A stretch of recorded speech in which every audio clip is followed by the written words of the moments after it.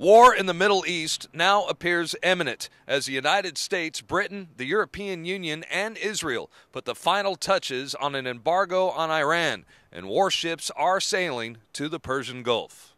Last Friday, the U.S. and Israel announced that they will have a massive exercise in the Persian Gulf. It will include thousands of U.S. and Israeli soldiers and will test multiple air defense systems against incoming missiles and rockets. Meanwhile, Iran will also be conducting war games in the Persian Gulf and have already launched a military maneuver near its border with Afghanistan. Now, there's a lot of war games going on in the Persian Gulf. The United States, Israel are participating in a massive war game. Iran at the same time. Could that be a recipe for disaster? I think there's a lot of war games that go on all the time of different sizes. I don't know if this is much different. I don't know if disaster is the word, but I think you're not in a good situation right now. Should we intervene for Israel? Don't you think Israel has a capability of protecting themselves? I definitely think there's a case to defend Israel for what it is. Might not be the strongest case, but should we invade Iran for Israel? No, I think that's a weaker case. I feel like Israel can take care of themselves, but it doesn't hurt to have somebody backing you up. Well, it's not about weapons of mass destruction or nuclear bomb. It's all about natural gas and oil. Iraq have the oil and Iran have the natural gas, and that's what America wants, and we all know that.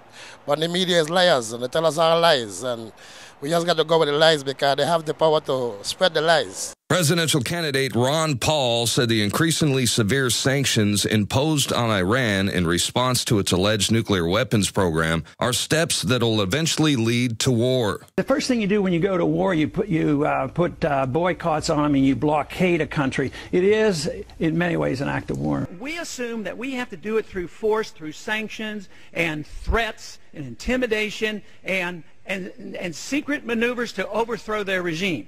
It just doesn't work. I think we're punishing them. I think it's retributive, definitely. Whether or not it's with the aim of pushing them into open war with us, I don't know. I feel like if you're just pressing somebody, you're only going to push them more the other direction anyway. I think that the U.S. has been provoking a lot of people for a long time. I just think sometimes the United States needs to worry about the United States. You know, it's really not that many differences between us and them if you really think hard about it. The people, or would that be the government? No, the people. I'm talking about the ordinary Iranians are very different from the image that we have of the Iranian government. Well, what do you think is going to happen to oil prices if there is a conflict? Well, definitely the oil price is going to go up because Iran going to hold on to the oil. The Middle East have the most oil, as we know, as a fact. Do you think our economy could take it? Not right now.